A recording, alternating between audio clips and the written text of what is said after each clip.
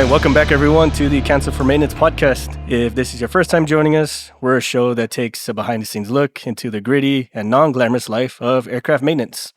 We share some laughs, impart some wisdom, all in hopes of giving you a split-second relief in your day that can hopefully prevent a mishap. I am your co-host, Six. I'm MVP. And our third man, Shoreline, is silently in the back, monitoring our audio, making sure our faces stay fit for radio. So offline before the episode started, MVP and I were having this very colorful conversation about practical jokes. For those who have been in part of the aviation industry, that's kind of our thing. That's how we survive. Like we survive through dark humor. I'm gonna keep it real like that. Like some pranks are more funny than others, and some go a wee bit too far, and not like an abusive way, but in like, oh my god, we're all gonna get in a whole lot of shit trouble.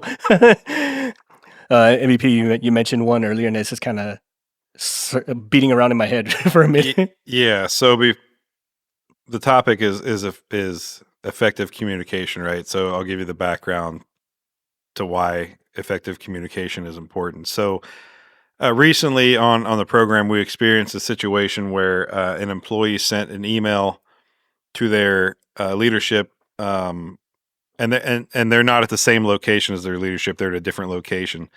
And that week, it was scheduled that an auditing team would be coming out and looking at a part of the program, a specific part of the program, and auditing the various aspects of that. Process compliance, configuration management, documentation, general housekeeping practices, all this kind of stuff, right? So auditors were there all week. We knew this. And then at the end of the week, the employee sends an email to their leadership and basically says, hey, audit team finished up here. They were very professional, very nice with us. Unfortunately, there were some findings. Those findings were security violations for two different things. One was certain documentation that has to be kept within safes and closely guarded from people who aren't cleared to read. Those documents were left out and the safe was left open. Another one was an unapproved electronic device plugged into a classified system. Another one was canned parts from one asset installed into another, and neither asset had that documentation in their logbooks, nor did they have customer approval, which is required on this program. Like the customer has to say, yes, you can take parts from here and put in here. Didn't have that. And then the last one was, I think that was it, right? I believe so. I said. Anyways, and the last one was personal tools. Now, sometimes you can have personal tools on this program. However, they do have to be ran through ToolCrib. ToolCrib gives them their own kind of part number or tracking number. Yeah. And it's temporary, right? You use it for the time. That way ToolCrib can have control. You have to take your tools to them. They look at it, put the label on it. Then you take it and do whatever. And then when you're done with that, you have to go back to ToolCrib and show, hey, I've got this. And then they take it out of the system as no longer being where it was being used at. Anyway, so all those violations. And then the employee goes on to say, hey, I recommended these assets be impounded due to these findings, but I was told to stay in my swim lane. Mm-hmm. Oh, that's very concerning. Why would they want to not impound for these? It is very serious issues, right? Mm-hmm. Security violations, amongst other things. And then the employee goes on to say, man, I should probably just stay home and not come into work anymore. And, think it's like self-loathing in that case, right? Like, man, I should have caught this. I can't believe these auditors came here and found these things. I should have been on it more. This is embarrassing that they found these things. And we're like, that's, kind of how it was written. And then right after that, they go on to say, only kidding. Terrible joke. I know. Please don't fire me. LOL. And then after that part, the employee goes on to talk about how the auditors asked the people who support that part of the program, various aspects of the job. Hey, what software is installed? Where is that software, approved software listed at that tells you it's approved to be installed? And they said, the person who supports that answered pretty much all the questions very well that the auditors had, except they couldn't really confirm the one software configuration piece. So more had to be looked into that. And that was kind of the gist of the email. But this person's in a different location, different time zone. So they had then sent that email and went home for the day. Okay, which is, in hindsight being 2020, I suppose I should have called that employee and woke them up and be like, "Are you for real right now?" Mm-hmm. However, this employee is not really a joking person. They're pretty upstanding, professional, and they're still that way. Don't get me wrong; they're still that way in my eyes. It's just a very big lapse in judgment that day. Mm-hmm. But I should have, hindsight being 2020, I should have called and asked those questions. But I didn't. I was like, "Whoa, this is very serious. If this guy is saying this is a real thing." Mm-hmm. So okay, let me go and take action on this. And my co-manager, I get them involved, and we work background. We get these assets impounded, so we can start the security investigation, then our own root cause corrective action investigation, and we go through all these things, yakety yak.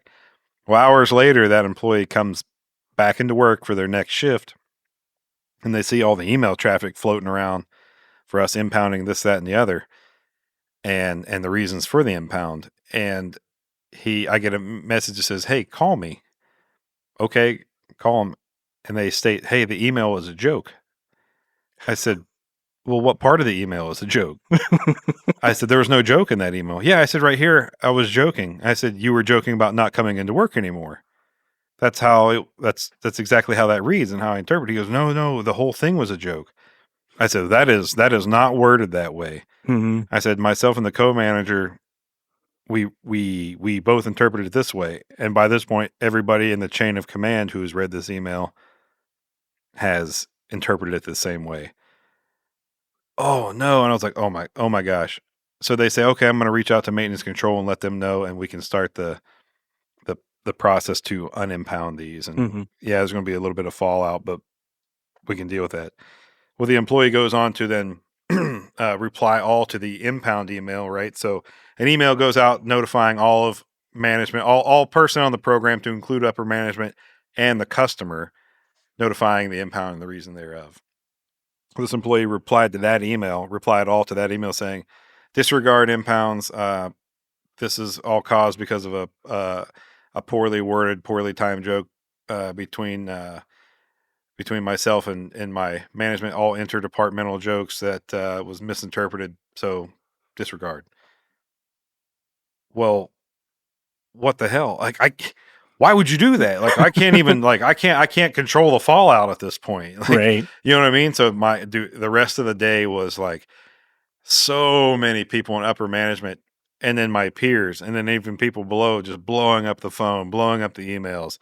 What the hell? I mean, pissed off because it made a lot of people look bad. Not only our department, but also other departments who control those areas. And then the program's upset because now they think they look bad in the eyes of the customer. The customer, I'm certain, is upset, though they haven't really said anything to this point, Mm-hmm. but their focus is kind of on different things right now, with other more important program initiatives. Anyhow, I'm sure once they have time to mull it over, they will be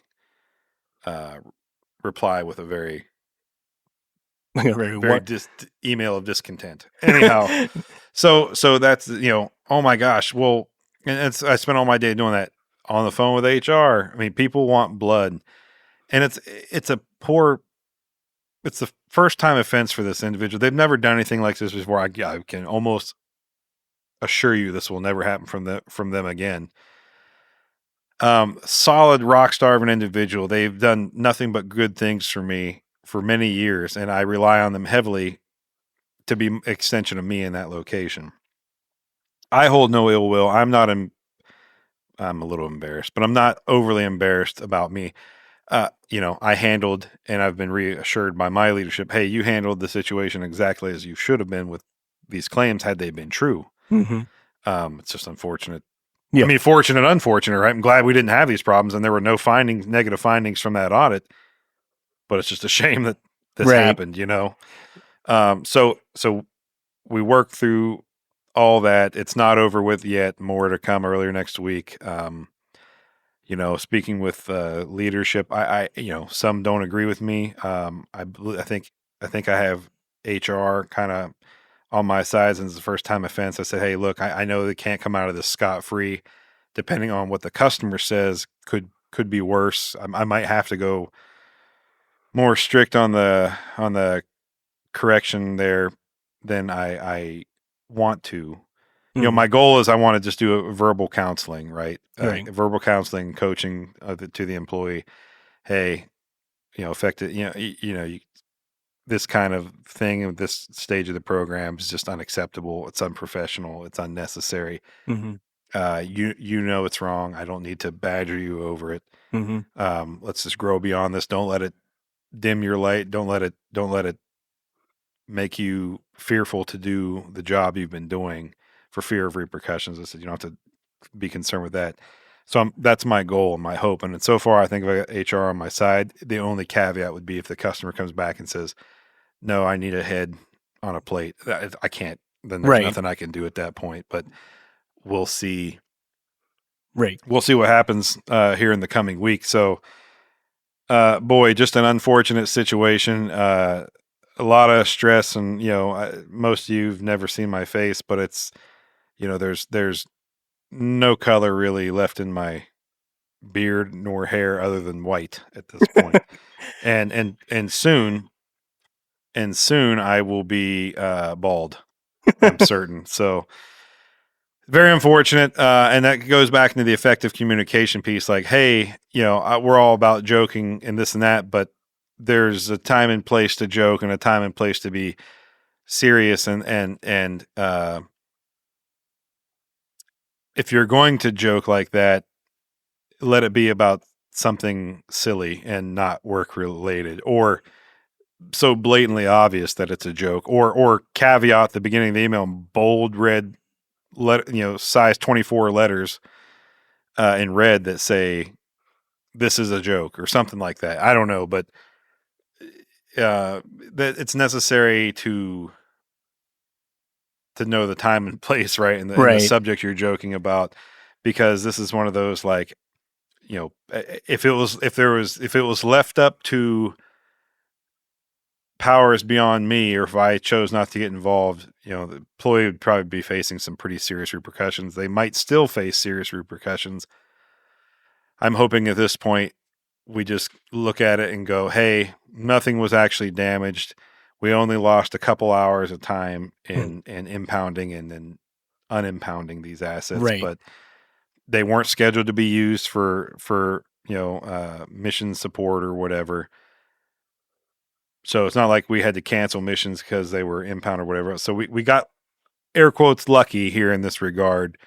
Let me just talk to the employee, remind him that this is unprofessional and to not do this again. So I don't know what the ultimate fallout will be, but that's kind of what I've been dealing with over the last couple of days. Just doing damage control. Mm-hmm. I'm certain there's going to be a lot of people who disagree with my approach and say, well, you shouldn't protect the individual, you should fillet them. Well, why though? What am what do I gain from that in that regard? The employee's not here. They're in a far off place where it's difficult to, one, get somebody who has the knowledge of the program, two, who would want to live in that location, three, to be cleared. Yep. Right. All these things take time and years to cultivate, and this and that and the other. I gain nothing from hanging the employee out to dry. Right. It'd be different if, I don't think it'd even be different in my regard if they came and said, it's you or him. I'd just say it's me then. At that point, if you need a scapegoat, then give it to me. And I think that this goes into your point about the different levels of effective communication. We'll address the easiest one, which is the employee themselves. Like, I understand the need or the dark humor to want to make a joke about something, right? And Lord knows, like, I've done some dumb shit myself. Yeah, we all have. Make dick jokes though, not like. Yeah. And so, like, in their case, right, the failure point was taking something so serious and then try to be funny about it. Right. And I get it. Like, we've done some dark humor things where something sounds serious, like, oh, I'm just kidding, but there's it's one of those things about communication where you got to mind your audience, right? Or mind the room, so as some would Right. say, right? Like, especially as the higher up the ladder you go, certain keywords push certain buttons, right? And it's one of those like the second they hear it, they act before they think, kind of Yeah, thing. yeah. It's kind of like when you hear when you pull the fire alarm, regardless if it's a joke or not, they have to go because Yep. who knows, right? Maybe it's just a stray voltage. Maybe someone thought there was a fire, or someone wasn't sure and then they pulled it anyway, or whatever, right? So like you you don't know if they're crying wolf for real or not. So the best thing to do is just react as if they were, and that's kind of like how it works in this scenario and others, where like the audience you talk to, regardless if you were joking or not, or regardless of the tone you were, the stuff that you say pushes buttons in their head, and then they just react instantly. Uh, an example is the no but or yes if language, like we talked about in the previous episode. Or like when they hear no but, it's instantly negative, regardless of whatever follows. It's instantly negative. Same ways if it's yes if, it's instantly positive, no matter how bad things go. Right. So from this point of view, or from this level, from the employee's perspective, not not a good thing.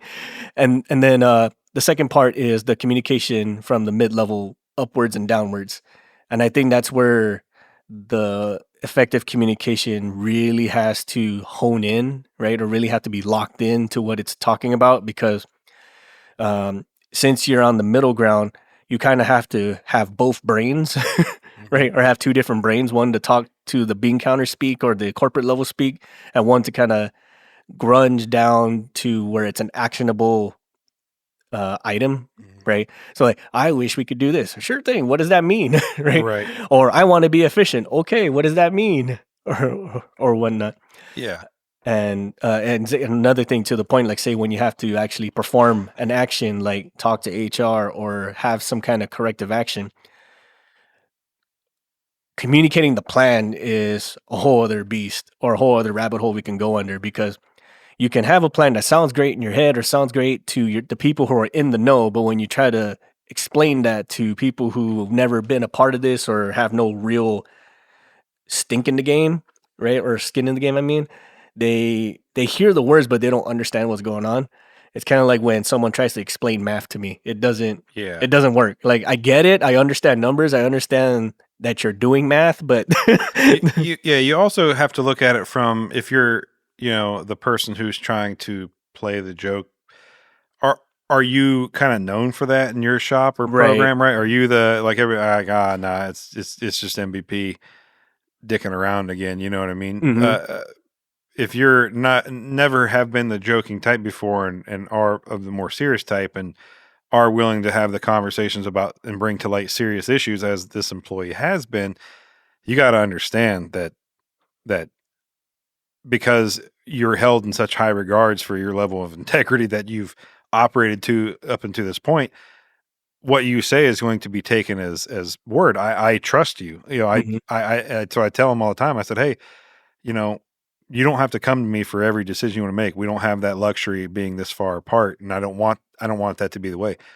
I know you're going to make the best decision that you got with the information available at the time. Just clue me in on it so I have it. So if somebody else approaches me and says, "Hey, or this is what's happening," yep, understood. My person decided to do this because of X, Y, Z reasons. That way, we're on the same page.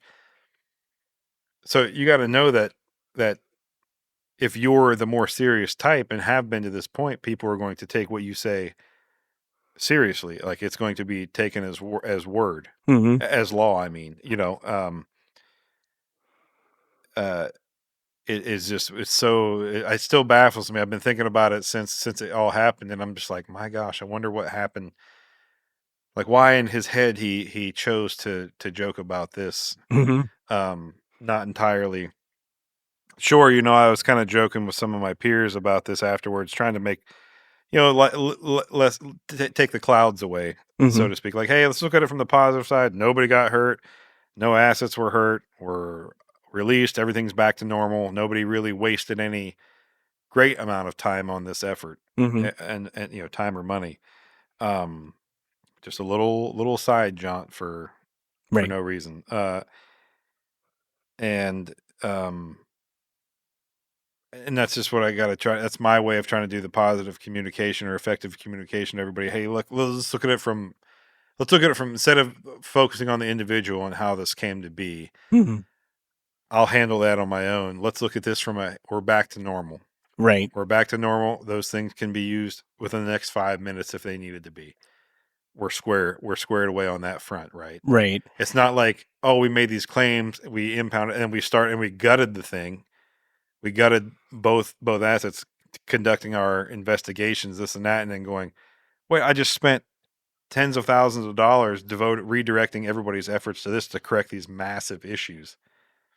Now I got to put all this shit back together that was taken apart for no reason, right? Mhm. So trying to find the air quotes silver linings in it, right? Which is, and some people might be saying, well, look, MVP, you need to take this a little bit more seriously. No, look, from my end, I am taking it seriously. It's unfortunate.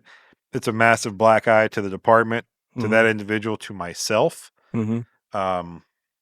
Because I look a little bit foolish out there for jumping through it. So now I kind of, feel like I don't want to be this way, but for a little bit, I'm gonna have to go, hey, we have these problems. Okay, man. Well, I need you to give me key details Mhm. of why, and I'm going to come back and ask you, why didn't you catch these beforehand? Mhm. What's happening? What's going, Right.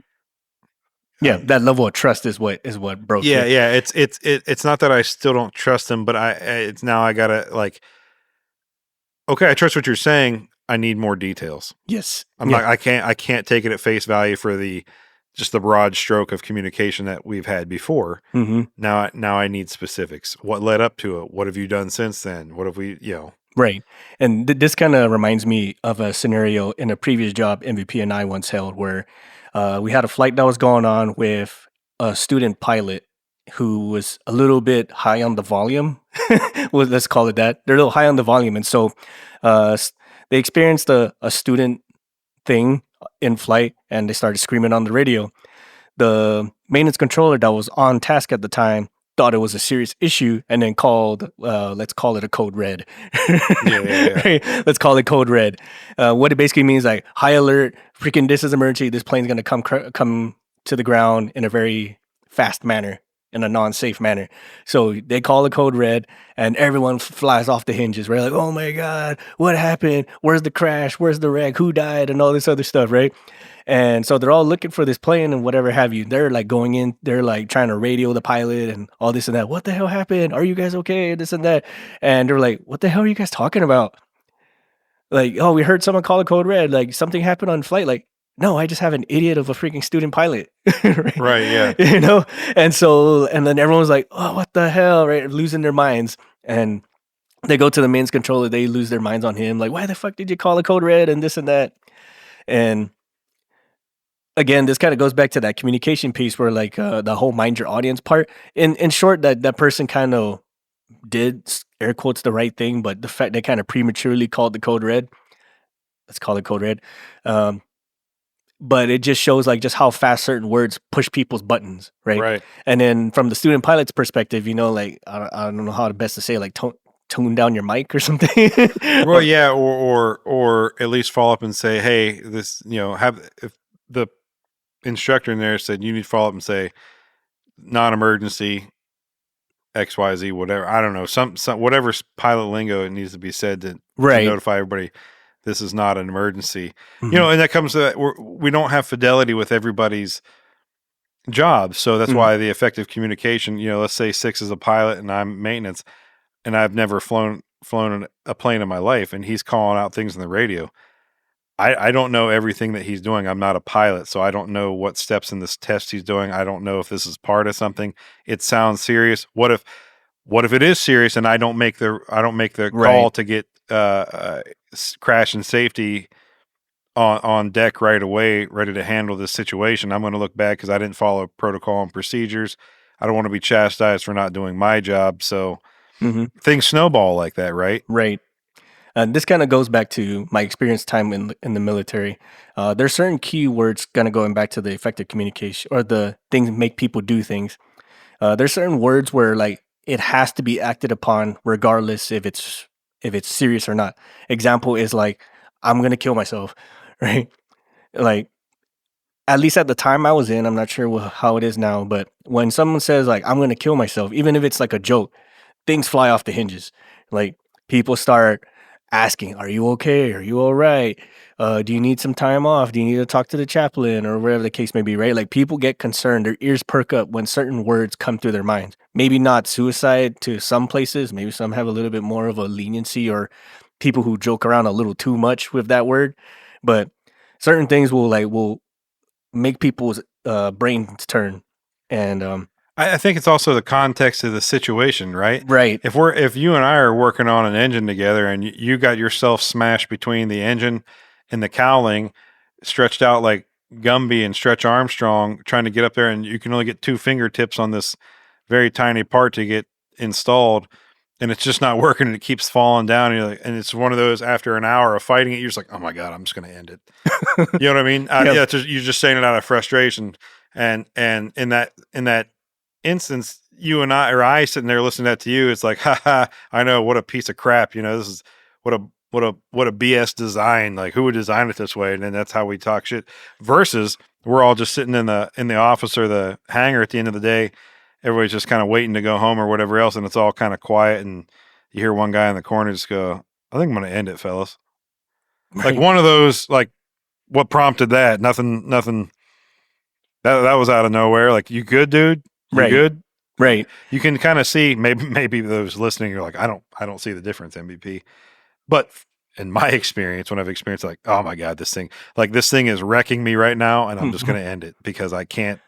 I'm struggling so much to get this stupid little part installed. It's making me a punk, Right. And to your point, from your perspective, and for everyone who's been in a decision-making authority perspective, like, when you hear certain things, it's you react or you don't, right? And then depending on whether you do or don't do can have its own rabbit hole of consequences, right? So like, someone says he's going to kill himself, whatever. I hear that all the time. But what if it was true, right? Right, yeah. It's one of those you don't want to wake up and find out kind of thing. So from the decision maker's point of view, it's definitely a weighted risk you have to like really factor in. And sometimes context really plays a factor in it, right? Like, are you kind of the joking type? But it's also one of those like, well, do I just let that be its thing, or do I react to it? And at least if I wasted the effort, I know for sure it wasn't a thing, right? So to the case with the impound, based on context, we knew this is a serious thing. It's gonna happen, or it has happened. So we react as the way we ought to. And then in my case with, like, say, the suicide thing, when that gets said, it's better safe than sorry kind of thing. But to the point with the communication piece, you have to be able to at least address the crowd you're talking to, because some people they don't take jokes, right? Like, I can't joke to a vice president the same way I joke to a mechanic, right? Like, a personal example of mine is I was in a room full of board members and directors and stuff, and I made some offhanded joke about Jurassic Park, and and they did not get it. No. Did not get it. Went right over their heads. Like, what the hell are you talking about? Jurassic Park? Like, are you guys freaking serious? You guys are. I know you guys have seen this movie. Like, it's like one of the most popular movies of all time. You know what I mean? Like, and it just went right over their heads. Skipped right on over. Like, you know what? Never mind. I'm just gonna pretend I'm just gonna pretend I didn't say anything, and I'm just gonna move on with life. In that instance, yeah, it was a bad timing on my part, but at the same time, it was the audience I was with. Like, they're not the kind to understand jokes. Yeah, well, half the room understood the joke, and the other half, the upper management side, didn't get the joke. Yeah, and so like that was a bad end on my part, because I didn't mind the complete and total audience I was with, but it just shows me like certain people just don't accept things the way you do. And we've said this in previous episodes as well. Like, certain individuals only understand their purview of things. In most cases, it's money. That's kind of like the one universal language of anybody. But certain stop go for a lot of decision makers is that cost of whatever it is, right? Right. So like, I made this joke about this. Was there a cost for this for you dicking around like that? Yeah, and that literally was part of the HR conversation I had. Mm. Okay, let me ask you a question. Was there any fraudulent timing because of this? Hmm. And fortunately, no, Right. because how everything was handled was exactly how it would have been handled in a real situation, and it was a real situation until it wasn't. Right. So, but because of that, nothing, it Hmm. wasn't like I said, we didn't waste tens of thousands of dollars and exorbitant amounts of hours. Like, let's say he did it on a Friday, and then we over the weekend everybody came in and worked overtime to resolve this thing just for him to come in on Monday and go, oh, about that, you guys. You know what I mean? Like, Yeah. Or like we had to rush into work for it, right? I think yeah, that's what you said. Yeah. or we lost the mission because Hmm. of it, right? We lost a flight because of it, and it's one of those where it's like, oh, that's an award fee.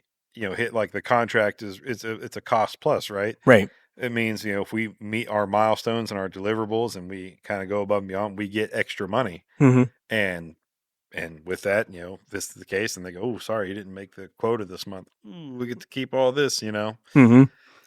That's the reality. But fortunately, none of that happened. But Right.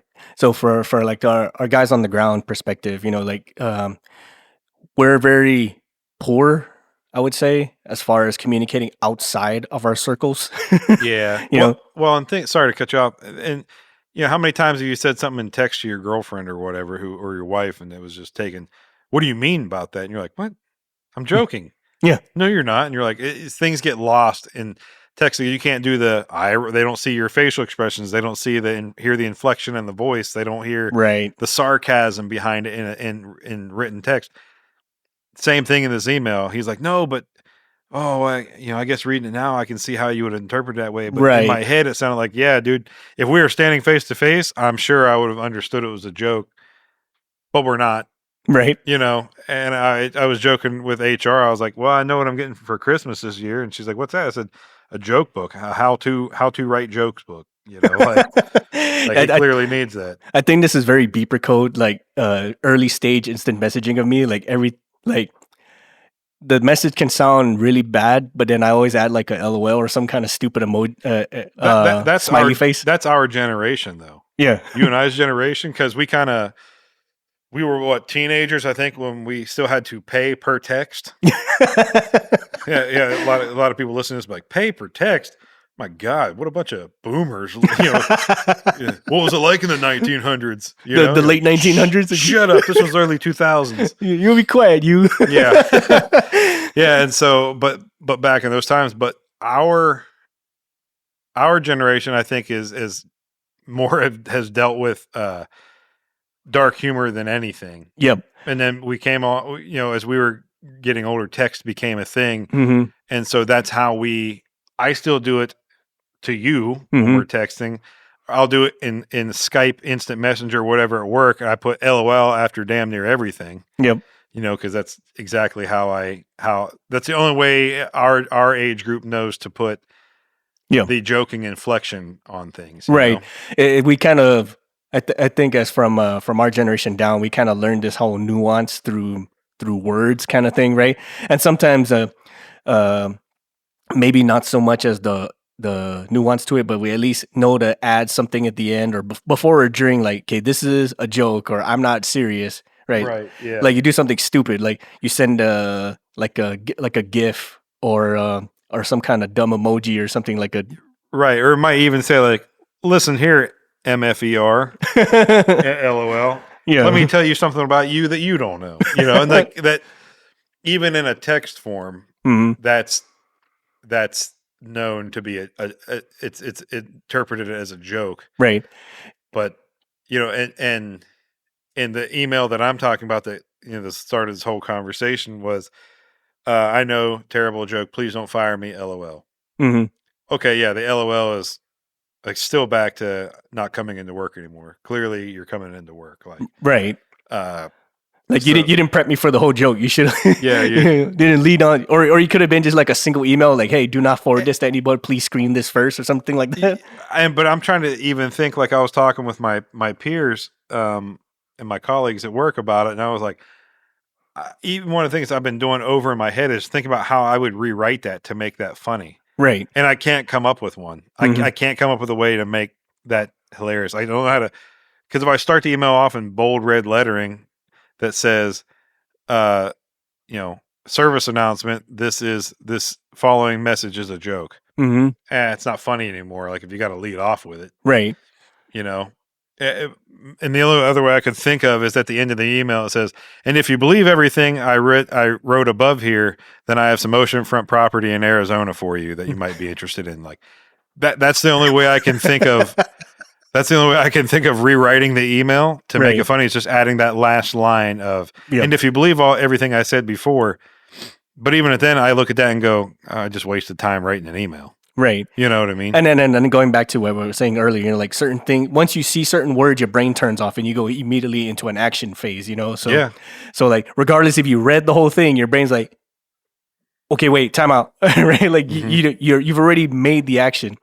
And I'm gonna backtrack a little bit, like going onto the text messaging stuff, and I think through the air quotes nuance of talking through text, I've effectively destroyed my effective writing skills. Yeah, I would agree to that. I think I've become a worse, written linguist. Yeah, or like over the last few years, and especially with the use of like AI now, right? I've this is going to sound super lazy on my part.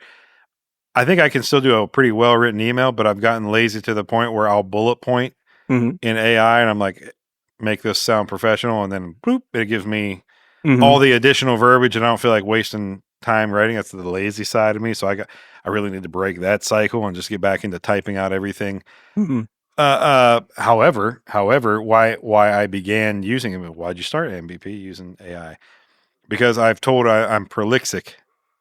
I use a lot more words than are necessary. Like I beat around the bush. I get to the point, but it takes a while to get there. Yeah, kind of thing. And I've had my past boss was like, "Dude, just what are you telling me?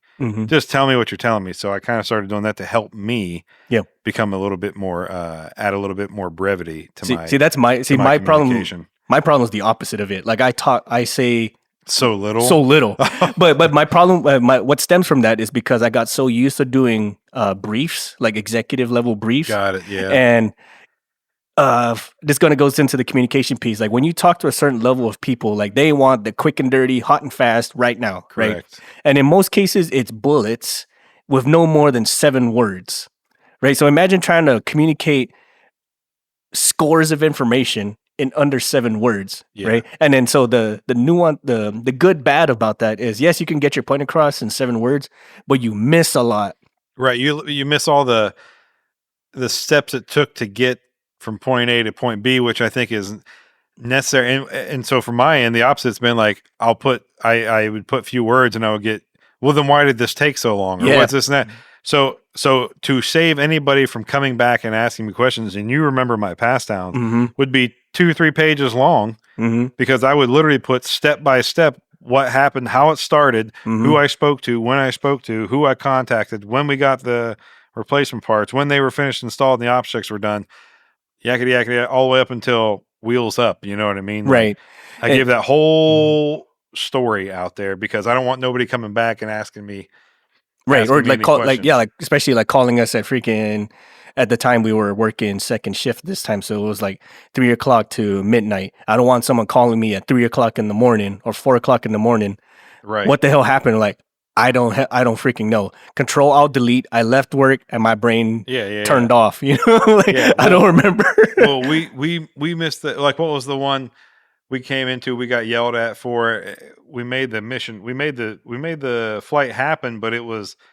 We didn't give a whole lot of details. We just say, hey, we hit some major hurdles, but we were able to overcome, and this and that and the other, and got the approvals. And somebody sat in a morning meeting, and upper leader went, well, how did they do that though? I don't know. We don't have that information. I need that information. Who they contacted. They shouldn't be reaching out to the customer directory.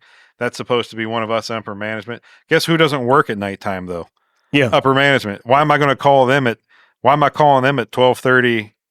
Or 00 dark 30 in the morning when I can just reach out to the customer who is on site and get their approvals at that time. But Yeah, neither here nor and there then at that that's point. and that's also another thing as far as the communication piece is concerned. Concerning that particular item, you would have one individual who wants all that, all of it, and then you have another one at the same level or at the same peer group.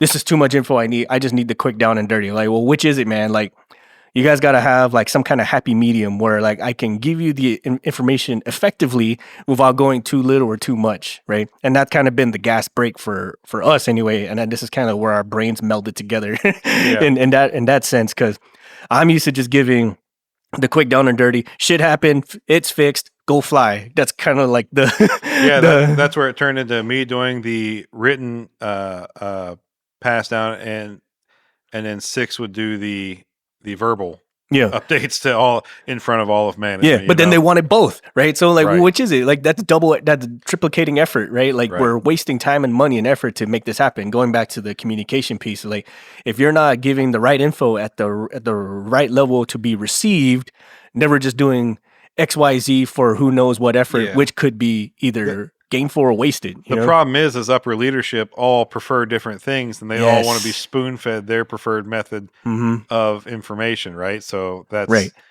But then they talk about, well, you need to get streamlined more. Oh my God! Well, can you talk to Fred over here? Right, because Fred wants every minute detail from under the sun. Well, Fred doesn't need to know that. Great, go tell him. Right, please go tell him. You're his peer. Go tell. Yeah, and so the cycle is all back to why it's so important, and it starts with minding your audience, like who they are, right? And sometimes your audience they don't talk to each other, which is terrible as it is, but this is where you, as the person giving the info, kind of have to find this happy medium, which in hindsight it sucks, because like how do you generalize an information for people to receive, right? But as long as you can affect it where everyone has an equal share of stupidity, you know what I mean? Like they have knowledge to a certain degree and they can figure it out for their preference levels, if not, but at least you gave them that, right? So at least they're on a equal level of understanding to a certain degree. And if they want more, they can figure it out, or they can just take it and run with it. But that's kind of like the medium we try to aim for, so to speak, right? Like, because if you try to just cater to one, the other may not like it, or vice versa. And we run into this whole issue where like, well, words mean things and whatever. So yeah. Oh God, I'm having all kinds of bad memories now. Yeah, some of them I had forgot about, to be honest. Suppressed memories. Suppressed trauma. Like the Jurassic Park dude. I totally forgot about that day. It just popped in my head when we were talking about, like we were saying. I remember that came into the office after that. What the hell was that Jurassic Park comment? Like, well, if we let the dinosaurs out, bad things happen. How did that apply to the situation? I don't know how you didn't not understand how it didn't apply to the, like if we take the power from the electric fence, the electric fence in this situation is this failsafe we have in place for this aircraft. Mm-hmm. You know what? Sorry, boss. Sorry about that. I'll stop. I mean, I can give you a synopsis of the movie or the book too. I can give you that. You want that? Like, right? At that point, it just lost all meaning and value. Like, you know what? We're done. That's why it's just easier. Just go. Yep. You know what? You're right. You're right. I'll refrain from such comments. In those meetings. Got it. The only one who makes the jokes is the boss. Got it. Yeah. Everyone laugh at the totally non-funny thing they said. The totally non-funny thing is when somebody shows up to the meeting 3 minutes late because they got stuck at the gate on the way in for whatever reason. I remember my first part-time job. Oh, you're hilarious, boss. The most funny. Right. When's your Netflix special coming out, boss? Right, where you do like the fake knee slap and everyone laugh like you. Please give me a bonus. Everyone, please laugh so I can keep my job. But any final words as we wrap up, Mr. MVP? Well, just time and place for everything. And I know we all try to make light of dark situations, but in some instances, it's just not needed. So just pay attention to whom the message is going to, how it conveys itself. If you are intending it to be a joke, maybe have your peer on site with you go, hey man, does this sound funny to you? Right. And if no, then, maybe don't send it. I don't know, but just like you said, know your audience, time and place, and and be as straightforward and clear in your communication as you can be, whether that's written or verbal. Absolutely true. And again, with the minding your audience piece, at least give enough where they can make some sound actionable decisions, and leave the door open for them to learn more about it if they have to. It's not ideal, I get it, but it's better than giving too much or too little, and then they're having like that decision paralysis. Yeah, I guess thinking about this as we're going through, I know we're wrapping up, but how to rewrite it, right? And I said follow it up, and if you believe this, I got oceanfront property, but then I'm also thinking like, all right, after each bullet point, found personal tools within the asset that were unmarked,